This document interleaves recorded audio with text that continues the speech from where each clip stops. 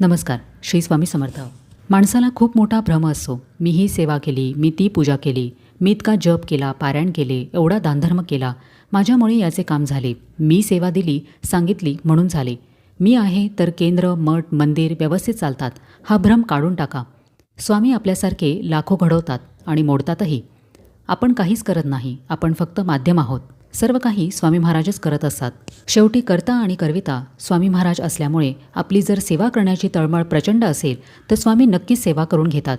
स्वामींवरील विश्वास आणि स्वामींची सेवा करण्याची तयारी असणे हे महत्त्वाचे आहे. त्यामुळे मी किती मोठा सेवेकरी आहे हा खोटा अभिमान काढून टाका आणि स्वामींच्या आज्ञाच सत्य माना. स्वामींची निस्वार्थीपणाने सेवा करा. स्वामींच्या इच्छेमध्ये इच्छा मिळवून राहण्यास शिका आणि त्यांनी सांगितलेल्या मार्गावर चालत राहा. सतत नामस्मरण करत राहा. स्वामींकडे स्वामींचे नाम मागा, स्वामींकडे स्वामींची भक्ती मागा. श्री स्वामी समर्थ.